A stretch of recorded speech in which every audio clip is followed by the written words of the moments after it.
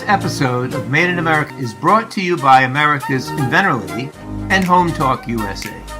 Home Talk is a proud member of the King's Broadcasting Network, which has been bringing you the best in home-based innovation since 1998. Hi, everyone. Thank you so much for being with us for this episode of Made in America.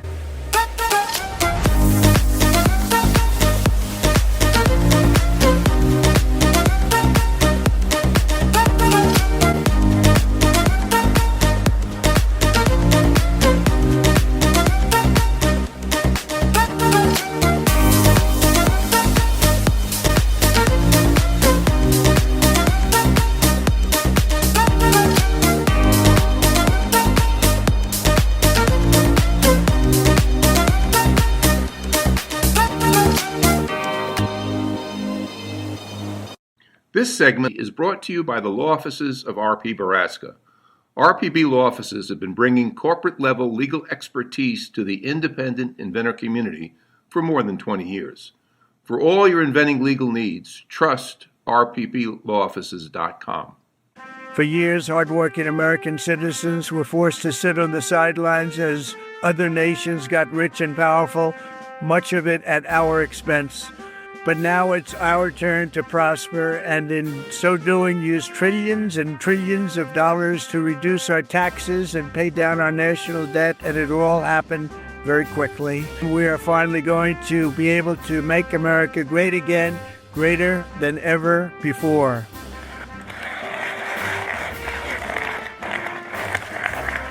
Jobs and factories will come roaring back into our country, and you see it happening already. We will supercharge our domestic industrial base. We will pry open foreign markets and break down foreign trade barriers. And ultimately, more production at home will mean stronger competition and lower prices for consumers. This will be indeed the golden age of America. It's coming back. We're going to come back very strongly. This is the Chairman's Countdown with your host, Zach Mottl, Chairman of the Coalition for a Prosperous America. Count down with us as we explore trade, tariffs, and industrial strategy with the leaders driving America's prosperity and security. Hello. I want to welcome you to the Chairman's Countdown with Zach Mottl.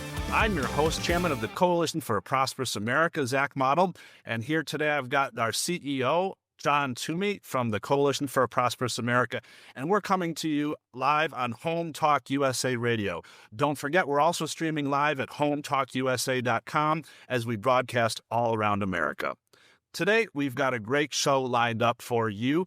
I'm really excited, and we're going to have a focus on Florida. It's a manufacturing powerhouse growing more so every day, and it's participating in America's industrial resurgence. This is something we're seeing all across America with companies, manufacturers coming back here, creating good jobs. But Florida's been unique, and Florida as a state has set a particularly good table for manufacturers and companies to come and employ people. We're going to be joined later on by Congressman Aaron Bean. He represents Florida's 4th District, which includes areas like Jacksonville, Amelia Island, and the Port of Jacksonville. And the congressman serves on the Ways and Means Committee. If you don't know about it, it's one of Congress's most important committees. It's an A-list committee. And what they have jurisdiction over are the things that we talk about here on the show all the time: taxation, trade, and tariffs. CPA proudly supported his appointment to this committee because he's been a constant champion for domestic producers and American workers. And in that role on Ways and Means, he can help us even more. So it's my honor. Without further delay, we'll bring on Representative Bean. Thank you for joining us today. Thank you for being such a champion for our job producers and our American producers here in America. You know, your district is kind of unique. It blends some amazing logistics. You know, you've got the Port of Jacksonville there, which I've seen myself when I visited, and you've got some strong manufacturing employers. You know, a lot of manufacturers, transportation and logistics is important to us. You know, what are you hearing? Tell us more about your district and what you're hearing from those businesses about the trade, the tariffs, and supply chains, all that kind of good stuff. Zach, it's great to be with you. First of all, honor. It's my first time. I shouldn't say that's my first time being with you. And how about you got Chairman John Toomey with you as well? I want to correct you. One thing. You said Ways and Means is one of the top committees. Just to be clear, it is the top committee. It is everything tax, tariff, and trade. It's the committee listed in the Constitution. Everybody wants to be on it, and it's the hardest to get on. And we won the lottery a little bit. I say that. We busted our tail to get there, but it has been a whirlwind activity, and we're going to talk about that as it comes up. I'm living the dream. I didn't know that I was going to run for Congress so soon. So 3 years ago, a new seat opened up, and I threw the dice. My partner is my wife. And I made a deal with her that we're going to go all in, and we're either going to, go the Congress route or we'll do something different. But we'll know. It was a relatively short race. It was a 6-month race just because of the nature of the seat came out late. So living the dream. I have a financial background. I was a bank president for a while. I've run several small business, including I used to own a putt-putt, and that's how John Toomey and I crossed paths this past week. So I've done a lot, sold real estate, sold insurance, you name it. Seems like I've done it for a while to feed the family. So I've also spent a lot of time in the Florida legislature leading up to this Congress run. And so did a lot of work in healthcare. And I think Florida right now is the envy of every other state. Every other state right now is because we've got our financial house in order. And You thought about getting here in Illinois, and I'm jealous, Congressman. yeah, so my heart aches for you and people of Chicago, your governor that is tone deaf right now. I think they're living in the governor's mansion and not walking the streets right now. So it's a very, very scary place, and welcome to health. But back to your question, the district is great. It's Northeast Florida. It's Greater Jacksonville. Go Jags. We had just an amazing game the other night, defied all odds and beat the Chiefs. So that was something. But we've got heavy manufacturing in Jacksonville, including corrugated cardboard. RYAM is here making cellulose. We've got really the gateway, one of the leading ports in the Southeast. And so all that blended together makes for a lot. And of course, with tourism, so it's a lively economy. We want to keep it humming and just make sure government stays out of the way the best we can. Keep it a nice place to live, work, and play. And that's our mission every day. What can we do to help grow our economy, put people to work so they can put food on the table? It's refreshing to hear that, Congressman, and your perspective as a small business owner and as a banker who supported and worked with businesses, saw their financials, did lending to them, took risks, and went to bat for businesses when they need it. I so appreciate that perspective, and we need more people like that representing us. Again, I mentioned what I see in Illinois, and it's higher taxes. They see me as a means to collect money, as opposed to how can we help you create jobs and things like that. And so refreshing to hear that perspective. You and I, it must have been a couple months ago, we toured together Wire Mesh Company in your district, the WMC company, making wire mesh. They're part of Optimus Steel, and they're a fantastic company. They're a CPA member, and this is a company, a family-run business that's investing in America, in plants all around America, including in your district. What did you take away from that visit when we saw that factory together there? It was a great day, wasn't it? Dynamite. It was dynamite for that to be made in America. And holy cow, it goes into everything. Wire mesh, from our roads to condominiums to construction. It was a delight to see, and just everybody was fired up to make the product. I love it. I want to help them. I want to help them grow, because if we can grow our economy, America is going to need more wire mesh. And so that's the way we can make that happen. But they really put the red carpet out for us, Zach. Thanks for you. And of course, Chairman of the Board, John Toomey, for pulling the strings to put out the red carpet for us. John's the CEO. I'm the chairman, but he's actually doing the hard work. I get the fun stuff. I get to come and fly in with you, Congressman. We have fun together. Tinfoil. No, it's good. It's good. But, what we saw too, a lot of jobs there. That was what excited me. Those workers, you were right. They were excited to be there and they were making great products all over America and they were getting paid a good wage to do it. So, I mean, that's what we want to do more of. And with your help, we're going to do that. But we've got to take a quick break coming up here.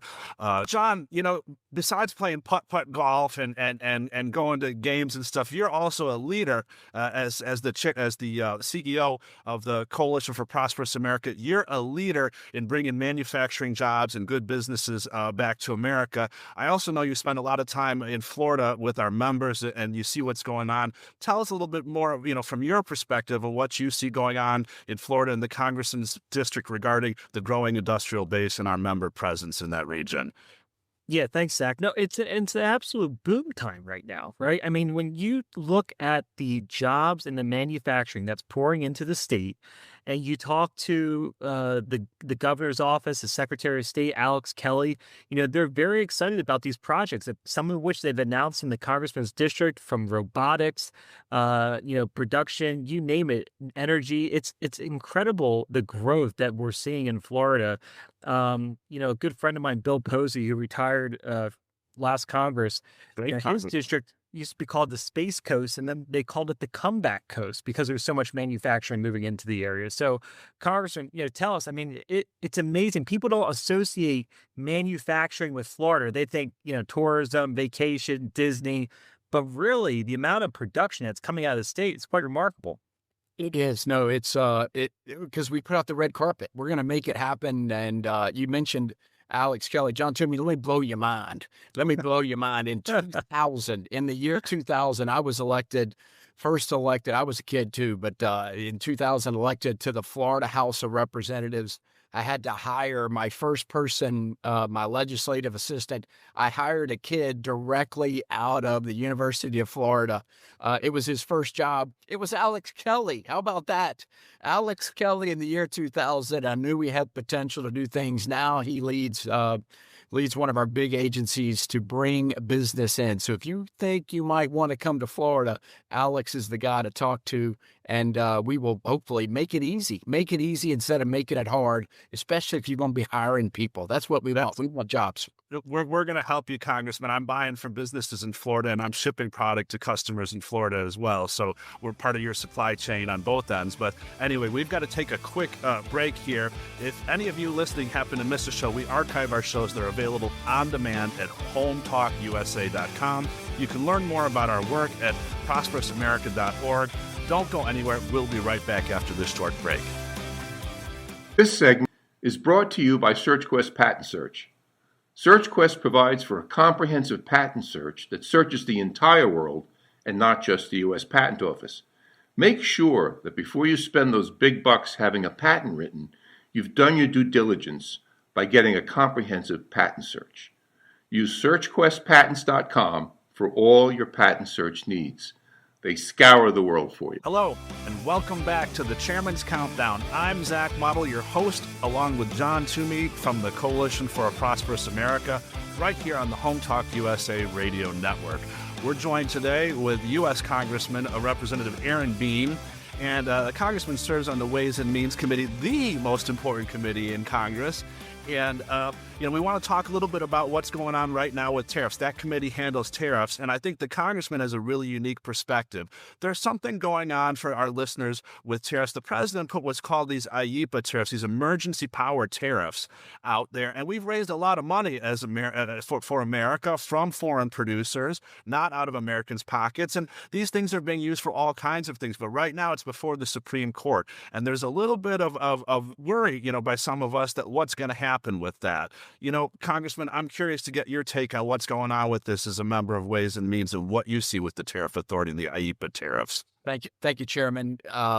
Listen, the question is, do we have a president with executive authority or do we not? I mean, that's what it all comes down to. We got these rogue judges, they're district judges, and for some reason they think they can have nationwide, and they are because they're getting away with it, nationwide status. So every time they make a ruling, one person, one rogue judge can throw a monkey wrench into everything. So the good news is hopefully this will be settled soon. I think they're going to affirm the president does have that authority to make things happen. And let's be clear, what this is, what the tariff what the tariff really, the tool that the president's been using is to bring manufacturing back to America. That's what it is. Since 1990, we've lost over 5 million manufacturing jobs and 90,000 manufacturers, plants, the businesses have either shuttered or relocated outside of our country because we just given it away. We haven't fought for it. We haven't been aggressive.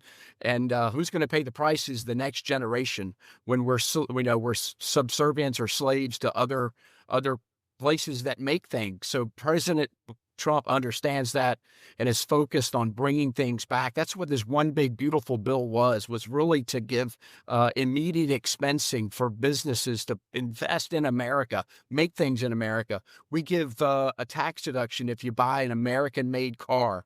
We do a lot of things to refocus on America. So that's what's at stake. It's huge. I know your members are key on it.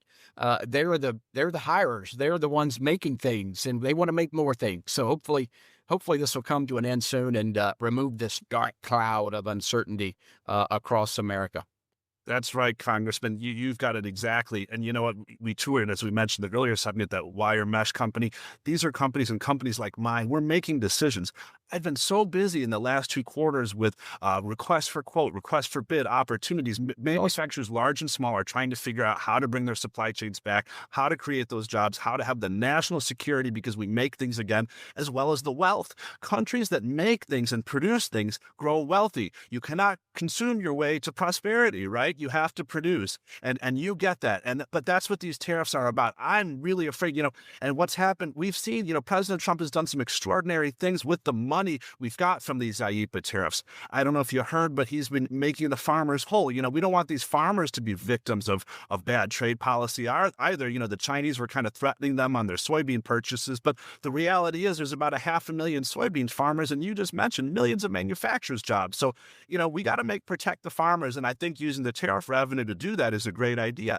I just heard today also that the president is using the tariff revenue to fund the WIC food stamp program, right? This is food for poor people that can't afford to eat, and we've got a government shutdown going on, and the president, in his infinite wisdom and bold moves, is using the tariff revenue for that. Can you imagine if the court restricts this authority? Are we going to take the food out of their mouth and sell it back and then refund it? Checks go back to Chinese importers? Can you imagine this, Congress, refunding billions of dollars to Chinese importers? What would that mean for our economy, and how can Congress prevent that from happening? It's crazy world, what you just explained. So I'm optimistic. I'm optimistic that everything will be made right, we're made whole, and the focus will come back to our country. That's 100%. I think John Toomey has a thought. What say you, John Toomey? And I'll just say this. Look, we're running surpluses, $27 billion a month in a surplus. The Treasury, is loving this.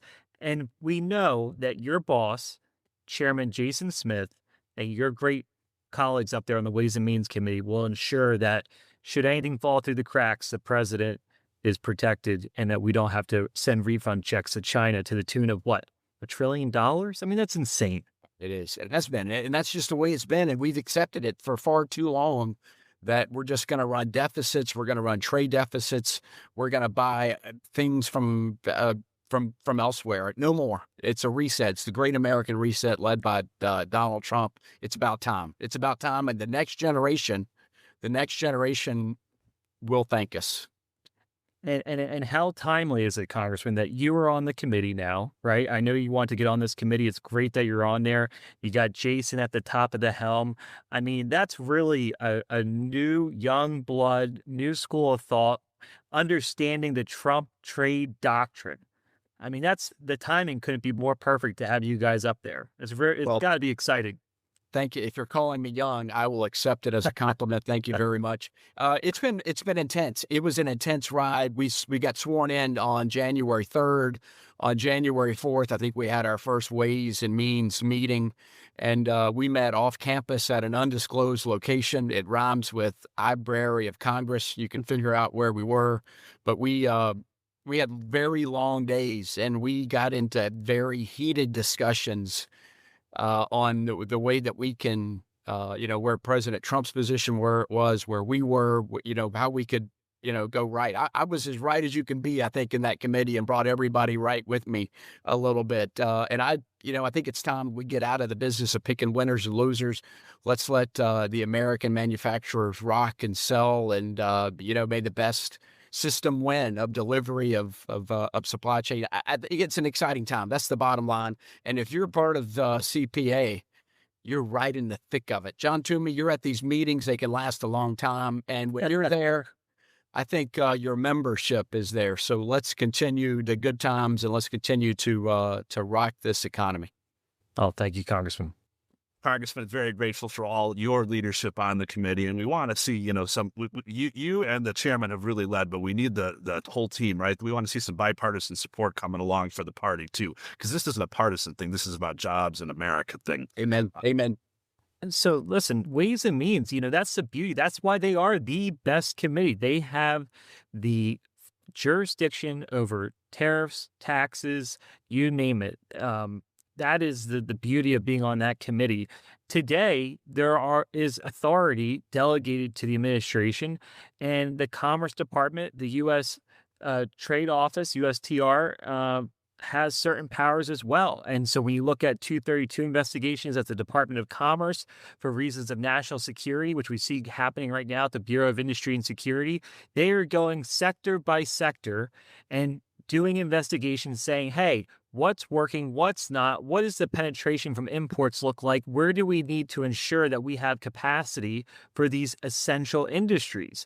And so they're working through those industries currently. That is where the action lies today. But the Congress's committee, that is the Committee of Tax and Trade. So there's a beautiful connection between the two. But Commerce right now is doing a lot of work. And we need Congress to come in and do some more heavy lifting too, and help them out to make sure that his stuff stays strong. Absolutely. Listen, on a bipartisan basis in the future, I think you'll see legislation on a bipartisan basis going forward. That's right. But we got to take a quick break here. Again, if you miss the show, see us on demand at Home Talk USA. You can learn more about our work at ProsperousAmerica.org. This is the Chairman's Countdown on the Made in America Radio Hour. We'll see you right after the break. If you're an inventor, or you know an inventor out there who would just like to be able to have a conversation with other inventors, join the Inventors Roundtable. It's free. The meetings are virtual, so you can be anywhere in America and talk to another inventor. And for a lot of folks out there, understanding the process, being able to ask questions, getting good service provider information is critical to the inventing process. So, got questions? Want to join? It's free. InventorsRoundtable.org.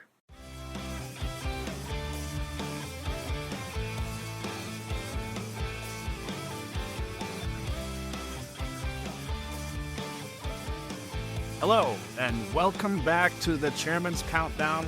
I'm Zach Mottl, chairman of the Coalition for a Prosperous America, and we're coming to you right here on the Home Talk USA radio network. Before the break, we were blessed to be joined by Congressman Aaron Bean from Florida's 4th District. Thank you again, Congressman, for your leadership and service. That was really interesting. I know our listeners liked that segment. But we've got a repeat offender coming back on the show again, our friend and the trade counsel for the Coalition for Prosperous America, Charles Benoit. Charles, thanks for being with us here today. I want to talk to you a little bit about what's going on. There's a lot of developments. It's a fast-moving game right now at the Department of Commerce. And, some things happened the last week or so regarding these Section 232 trade investigations and tariffs. Tell us a little bit about what's going on in the big picture over at Department of Commerce. So, where to begin? Okay, well, what's big picture? They've got over 10, about a dozen investigations that are underway right now that cover huge swaths of the economy. But what's exciting in recent developments is we were thrilled at CPA to see the timber and lumber proclamation. So that was September 29th. And that's an investigation that was an earlier one. It was announced March 1st. And that was, might not sound like lumber, okay, whatever, but it's a perfect example of how it's the entire supply chain. So you start with, it covers timber and lumber and goes down to cabinets and kitchen vanities, kitchen cabinets. Now, I mean, the headline rates are, it's 10% is the tariff, supplemental 10% on tariff on timber and lumber. Starting January 1st, you'll see 30% on furniture, upholstered furniture, and 50% on cabinets and vanities. So, that's okay. Just right off the top, that's nice to see. It's better than a one-size-fits-all approach. It makes sense that the more higher value manufactured items have a higher tariff level, right? So that's good. We'd like to see that. But the sleeper here that totally missed in all the mainstream media, that one of the things we were really thrilled about is that the proclamation, is paragraph 17, directed Commerce to set up a process whereby manufacturers could petition or request to have their ad valorem tariff converted to a specific or a compound tariff. Now, what does that mean and why is it a big deal? Well, longtime listeners will probably already know, but to recap, a specific, whenever you hear percentage, that's based on a foreign invoice, which is obviously the most easiest thing to manipulate. Yeah, fake left, right, and center.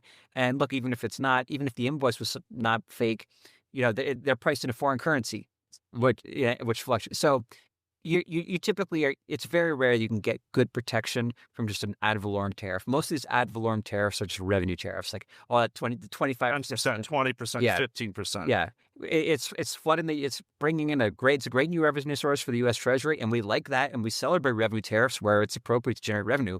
But when we want to really stop imports because we need some protection, other approaches are needed, and so specific tariffs where you're saying, okay, we don't care what your invoice says, but we're just going to, for medical gloves, it's tariff like how many gloves came in. For bicycles, how many bicycles came in, and you set a tariff like $150 a bicycle or what have you.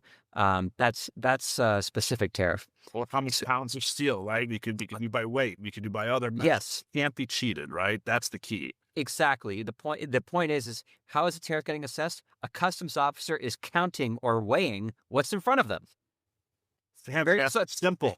Simple, exactly. And that was in the lumber tariff. So that was the first time in a long time they've done these specific. That's right. Thank you. Kudos to the people, the Department of Commerce and the administration for the wisdom of this. And I know, Chuck, you're helping a lot with that, making sure they see these little points of the law and they understand how it works in real practice. I got to add that, we have members in these industries and creating jobs here, making things like kitchen cabinets, furniture, and components, again, that go up into it. So thank goodness it covers the whole supply chain. But this is translating into real jobs, real facilities, and real capital investment. I know personally of members investing millions of dollars that employ thousands of people who are so thankful for this protection. Yeah, well, the American Kitchen Cabinet Alliance, I mean, they've got a great website. Boy, if they've been put through the ringer with anti-dumping, countervailing duties, whack-a-mole. They pay millions of dollars and prove all the damage from Chinese imports. And then once they finally get that tariff relief, the countries just top. They're like, okay, now it's coming from India, now it's coming from Turkey, and this is why it's just Section 232, global tariffs. That's the way. If you're serious about jobs here, it gives them the certainty to plan, and there's no more game playing. There's no more whack-a-mole with all what we've seen from the foreign predation companies who are trying to take our jobs. What's some of the other Section 232s? I think there's stuff right on medical devices, robotics. Are they thinking about that? People always talk about high-tech manufacturing. I like every job, but let's talk about some of the high-tech jobs. Yeah, that's right. So, I mean, the low key in these, it's interesting to getting more into more specific fields now. So, I mean, just to recap, people might forget, like August 21st, we had wind turbines and turbine components. And then that's right, September 25th, they announced it, robotics and industrial machinery. And so that'll be a really big one for a lot of CPA members as well. And that's right now, they're in the scope phase. So there you can provide, try to inform how they should think about it. So obviously we're active on that. Let's not forget unmanned aerial drones. So drones is another big one. There's a 232 just on that. And then polysilicon and its derivatives. So polysilicon it's like the core material in computer chips for solar panels. And so those supply chains as well they're still in that scoping phase. And then for steel and aluminum, some big action. We had the first. They wrapped up. Well, not wrapped up, but they closed out the window for the second inclusion round, and just a few days ago the results were posted, and it's getting popular. It's getting popular. So we have about 150 new tariff requests for adding products to the steel and aluminum. We did it. We got a few in there ourselves. Gun safes was actually still not part of the steel 232. A lot of other products. You interviewed Brian Riley from Guardian Bikes. Guardian's got their tariff inclusion out there. It's a wonderful document. You can learn all about how we lost our bicycle industry, and you can comment and support if you're so inclined. So yeah, those are all published now. That's fantastic, Chuck. And so for the general public listening, yes, you can certainly comment and get involved. For our members who are listening, this is your opportunity to join the table, to get a seat in the discussion and to petition for your own protection on your products that you make here in America. That's why it's called the inclusion process. So, reach out to us and we can help you get into the mix to make sure that you're protected and your jobs, your factories here in America are safe. And, other people listening, other companies listening, company owners want to get involved, reach out to us at prosperousamerica.org, and we can help you with this process, help you get into the mix here, because that's what this is about. Back in the day, Charles, you're a historian on these kind of things. This is how it used to be done, right? The businesses would come to Washington and make a case for jobs, right? Make a case. Yeah, it's wonderful. If you can go on Google Books or ask your favorite AI, and I encourage people to just skim through the two congressional committees, Ways and Means and Senate Finance. It would take over several months. They would much like we're doing now, the executive and the presidential side, the Department of Commerce is doing, but they would just have hearings and say, okay, this week we're doing metals. Maybe this other week it's going to be agriculture and so on, and they would just. And everyone, come one, come all, submit comments, but specifically industry was encouraged. Tell us what should the tariff rate be? And you didn't have to try to pigeonhole yourself into saying, well, we can prove these damages, and in this one country they're selling below fair cost, whatever the hell that means. No, none of that. Just talk to us. What is it going to take for you to invest more in America? And so I love it. It's all coming together. We've got the inclusion rounds, which, as so far, they just have been about adding products to a 232 action to get whatever the relief happens to be, right? So for steel and aluminum, we got 50% on the metal content, which we don't love, that way of limiting it. But now where they're getting into recommending alternative rates. And if we marry these things, now we're really getting back to how it used to be in the good old days in Congress, where you could just go and have an organic conversation. It's all public, it's out there. Anyone can comment on it. This is what tariff makes sense for this product in this industry. It doesn't have to be a difficult process. I'm a big fan of simple systems. This method, keep it simple. So This is fantastic. And we're getting back to it. And this fits into the broader agenda at the Coalition for Prosperous America, not only reindustrializing America, but bringing the good jobs back. We are fighting every day for American producers, American workers, and American prosperity. We are the only association that represents exclusively domestic producers. So thanks to the administration for making these potential possibilities available. But anyway, we've got to take a quick break here. We're going to go to a commercial, but you can see us on hometalkusa.com. You can learn more about our work at prosperousamerica.org. I'm Zach Mottl, the chairman of the coalition, and thank you for joining us. We'll be right back after this quick break.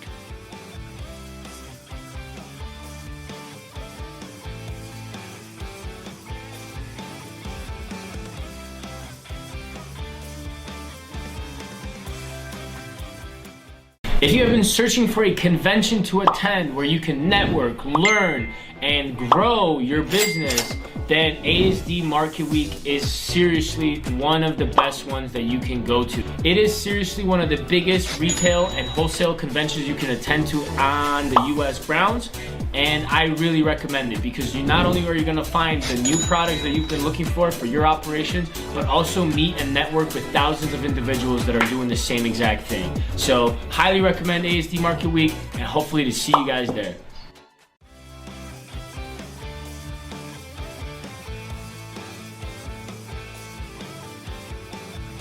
Hi, everybody. Welcome back to the Chairman's Countdown. I'm Zach Mottl, chairman of the Coalition for the Prosperous America, and your host right here on the Home Talk USA Radio Network. In the segments before the break, we had on Congressman Bean from Florida. We talked a little bit with him about how President Trump is using some of the tariff revenue to make farmers whole, farmers who've been kind of victims from American trade policy lately. But really, are they victims? For my entire lifetime, and there's a bipartisan coalition coming together here on doing trade right and on getting these issues right. But there are people on both sides of the aisle who still get it wrong. In my entire lifetime, there's been a senator in Iowa, Senator Grassley, who's really fought hard for one crop, basically, the soy crop. And from my perspective, the soy crop, and sometimes corn, but maybe not so much, has dominated the discussion. And, when I look at the numbers, it doesn't make sense to me. We've got on right now also with us our trade counsel from the Coalition for Prosperous America, Chuck Benoit. Chuck, when I look at the numbers, at the best, I see that there's about 500,000 people employed in the soy farming industry. That's from the farmer all the way down to the distributor and everybody in the supply chain. And, we've lost, while they've benefited, they've been, deals have been done at the behest of Senator Grassley and people like him for many years to benefit that soy farmer. But we've lost, in contrast, millions of manufacturing jobs. And I think some of the other agricultural industry hasn't done as well either. Charles, what do you think about that? What do you see from your perch? Yeah, so I actually can't even believe that, all the big globalist interests are propping up soybeans as like the poster victim child again. I mean, this is crazy. So we've seen this story before in the first Trump administration. China they can be ruthless. So after Trump did the original very, very modest, mild Section 301 tariffs, which was still the biggest tariff action that had happened in America in decades, since, probably in 100 years. But so from 2017 to 2018, our U.S. soybean exports to China fell by 74%, from 12.2 billion to 3.1 billion. So yeah, that was a big deal. And we did use, and President Trump did use existing statutory authority he had to take some of the, close to 50 billion a year in new tariff revenue to take care of the people who lost their exports. And I mean, that was like, everyone kind of supports that, right? I mean, it's like, wow, because, they were really targeted. But what's interesting is that China couldn't sustain that blockage. So we kept the tariffs. Famously, President Biden kept President Trump's China tariffs when he came in 2021 rather. So what happened? Oh, turns out China couldn't sustain their ban, and by 2022, they've got to eat, don't they? They got to eat, and they don't want to pay more. They're not in the business of spiting their nose long term. So Biden was in. There was no point. They're like, okay, whatever. Back to buying U.S. soybeans, and so in 2022, the U.S. soybean exports to China were at a record 17.8 billion, so way higher than they'd been at the 12.2 billion before the trade war, and we kept the tariffs. Right. So now China's like back to the old playbook. So okay, they just farming hostage. And that's the media headline, is the farmers are hurting. No. It's the soybean exports to China have been cut again. Which if you're still counting on exports to China as your, if that's your business model, I mean, people gamble on all sorts of things. But anyway, let's just put that aside there. But is there anybody else that eats soy in the world, right? Isn't it a fungible crop? And if they're going to buy them from Brazil, who was buying Brazil's before? Yeah, they still need soybeans, don't they? I would not personally invest in a business that's entirely export dependent on China. That would not be my plan. And one where we have a recent example of where your customer will just walk away and 100%. But look, there's one thing we can do today. It's like to educate. The tariffs are not hurting farmers. Okay, globalization has hurt farmers and ranchers and wiped them out. So our colleague Andrew Reschenberg, he put out a great report earlier this year that shows just we've lost 312,000 family farms since 1997. But what I really love that he did in this report is he goes, we go through all of these crops. Senator Grassley, he does talk a lot about corn, a ton about corn, and he's been in Congress he's been a senator since the 90s. He's gotten every trade deal he wanted. He wanted Korea, Panama, Colombia, and he has always promised this is going to be great for our exports.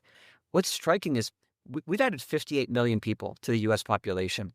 Okay, so we're a much bigger country. This is since the year 2000. So in 25 years, we've added almost 60 million people. It's a lot more mouths to feed. You would think, our population has grown by this much.